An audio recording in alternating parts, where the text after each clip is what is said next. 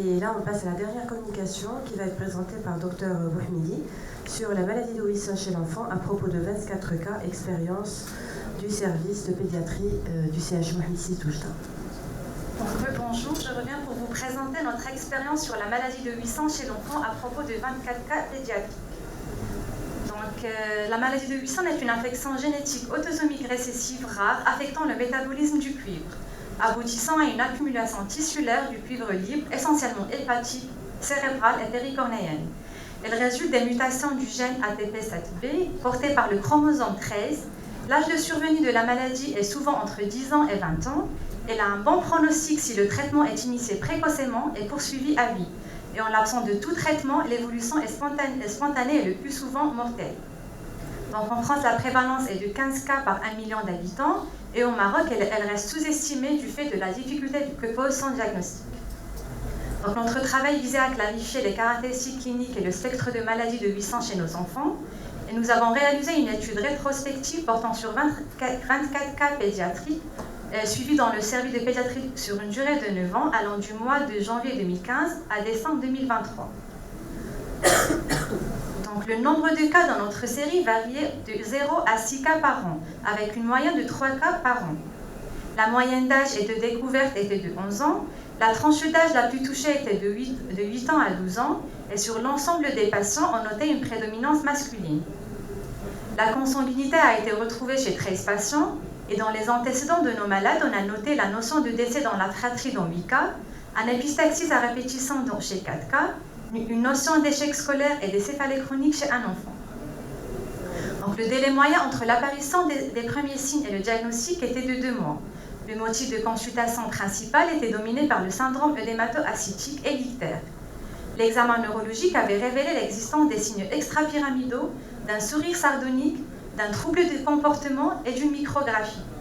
Pour les manifestations dermatologiques, une hyperpigmentation cutanée était notée chez 2 patients et un cas de xérose cutanée. Donc 3 patients avaient présenté des arthralgies et 5 patients étaient asymptomatiques. Voici le pourcentage des manifestations hépatiques et neurologiques dans les différentes séries marocaines avec des résultats qui se concordent. Voici une photo de la micrographie chez un de nos patients. Et l'examen ophtalmologique avait mis en évidence la présence de l'anneau de Kayser-Fleischer chez 13 enfants, dont 6 étaient associés à l'atteinte neurologique et 7 cas à l'atteinte hépatique sans atteinte neurologique, tout en sachant que 4 cas ont été diagnostiqués par dépistage familial. Et le délai moyen d'évolution de la maladie était de 5 semaines. Donc nos résultats qui concordent avec les séries de littérature. Pour le bilan hépatique, notre série a noté majoritairement un taux modérément élevé de transaminase. Le TP était bas dans 65%, le facteur 5 était réalisé chez 11 patients et était effondré dans 8 cas, et le PP a montré une hypergamma-globulinémie polyclonale caractérisée par un bloc bêta-gamma-globulinémie compatible avec une insuffisance hépatocellulaire dans 6 cas. Et sur le plan hématologique, on a noté majoritairement une thrombopénie dans presque la moitié des cas. Donc, il a été démontré que la thrombopénie est souvent retrouvée chez les patients wilsoniens avec une splénomégalie proéminente.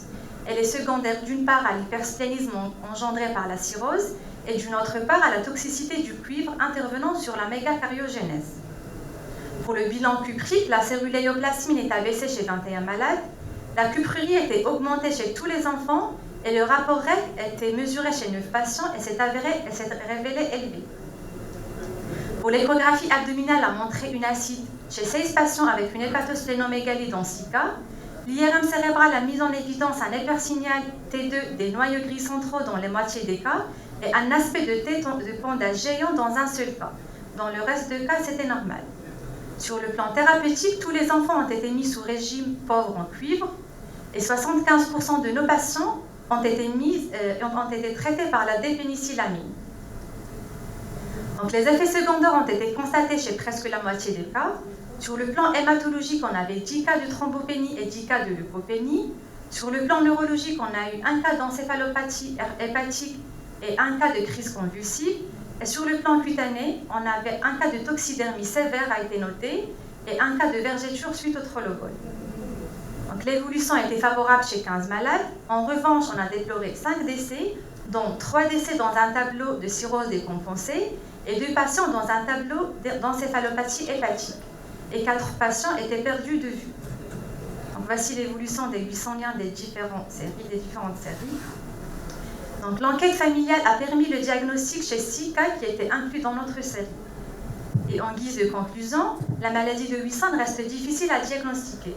Elle dépend d'un faisceau d'arguments. Donc la précocité du diagnostic est un élément capital pour un bon pronostic.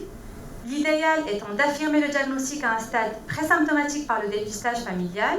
Et la dépénicillamine est le traitement de première intention pour les formes symptomatiques et l'acétate de zinc pour les formes asymptomatiques. Merci de votre attention. Merci beaucoup, docteur Massilia, pour cette excellente présentation. Et je crois qu'on a fini. On passe la parole à l'assistant si vous avez des questions aux 6 dernières, plutôt aux 5 dernières communications orales. Le micro. Merci. J'ai une question concernant l'exposé sur la mucoviscidose. Sur les tableaux cliniques, est-ce qu'il y a eu des cas d'hypocratisme digital vu le diagnostic tardif de cette maladie? Merci. Effectivement, je ne l'ai pas noté, mais on avait un seul cas d'hypocratisme digital dans notre série. C'était un cas qui a été diagnostiqué tardivement, c'était un cas qui a trait dans les consultations à titre externe, et à l'arrivée, il avait un hypocratisme digital.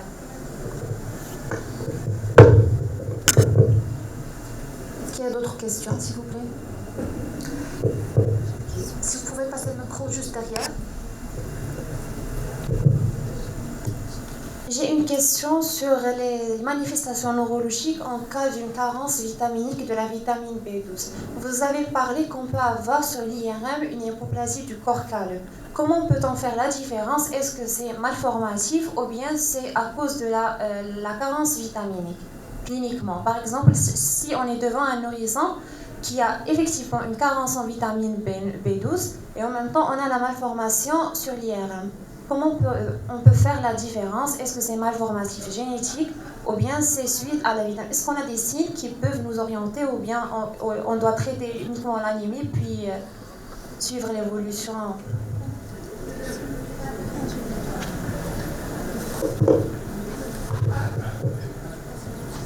Donc, concernant l'hypoplasie du corps calleux, selon les différentes études,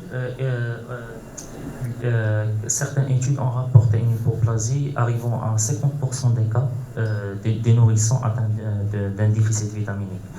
Je précise que le cas qu'on a, qui avait une hypoplasie du corps calleux, n'a pas bénéficié d'imagerie initiale. C'était à l'évolution après constatation de troubles d'apprentissage et de langage.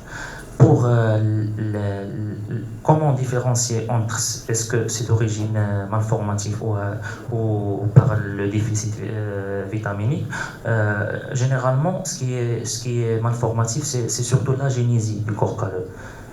En cas de déficit vitaminique, on trouve juste une hypoplasie qui est vraiment, ça nécessite d'abord une IRM et un radiologue expérimenté pour détecter cette hypoplasie. Dans notre série, malheureusement, l'IRM a été réalisé seulement dans 3 cas et on n'avait pas noté cette hypoplasie.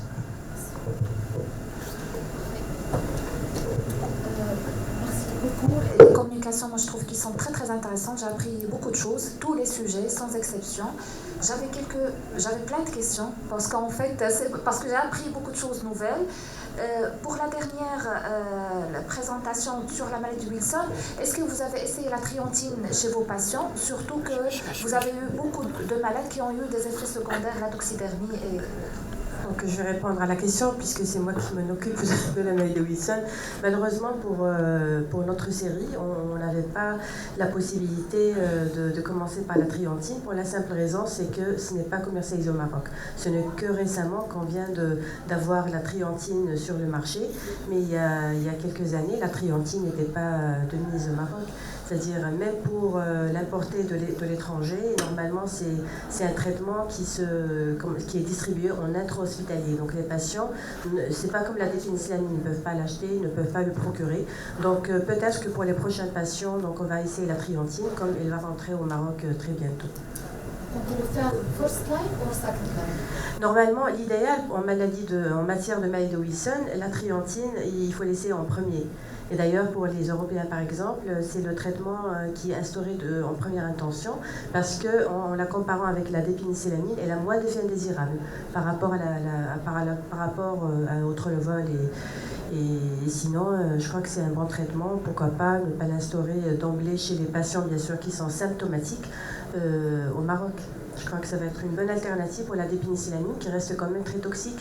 Et là, je me rappelle d'une fille chez qui on avait commencé la dépénicillamine. Elle nous avait carrément un syndrome de Lyell et par la suite, elle est décédée malheureusement. Donc, dépénicillamine, il faut la commencer, mais vraiment d'une manière, on va dire, très attentive. Et voilà. Sinon, j'ai une question par rapport à la grande série des maladies de surcharge, 60 cas. Donc, ça témoigne du travail que fait l'hôpital militaire, surtout en matière de maladies métaboliques. Alors, vu que vous avez une grande série, le pronostic de la maladie de Pompe, j'ai l'impression que vous avez beaucoup de décès. Moi aussi, j'en ai beaucoup. Donc, je ne sais pas, est-ce que c'est vraiment parce que nous, certainement les cas que j'ai eus, on a fait le diagnostic un peu tardivement. Et c'était une forme sévère, c'était des screens négatifs. Donc, je ne sais pas pour vous, est-ce que vous avez trouvé des screens qui ne sont pas négatifs, qui sont plutôt positifs, ou bien c'est plutôt c'est une constatation partout au Maroc, c'est un pronostic sévère avec des screens négatifs?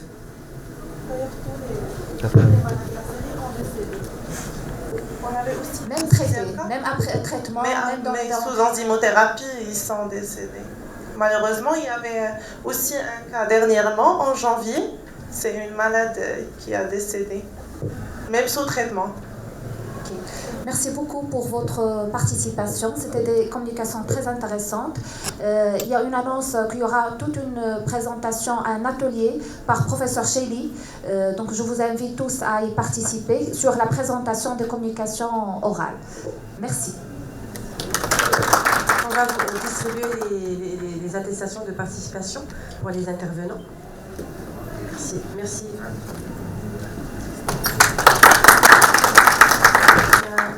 Alors, tu as 3 travaux avec notre salle. La sélection de l'anonymat. On n'a pas respecté les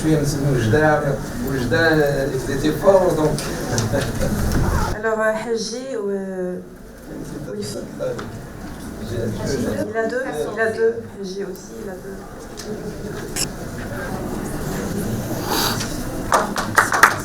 Nadif, docteur Nadif. Nadif et Darou. Et Darou. Le Hachmi. Madame Hachmi, tu as eu 2 présentations. Alors, Moufid et Dr Billah. Dr Billah. Merci, bravo pour la qualité de vos présentations. Dans la salle de conférence, on a un atelier sur l'induction de tolérance. Merci beaucoup.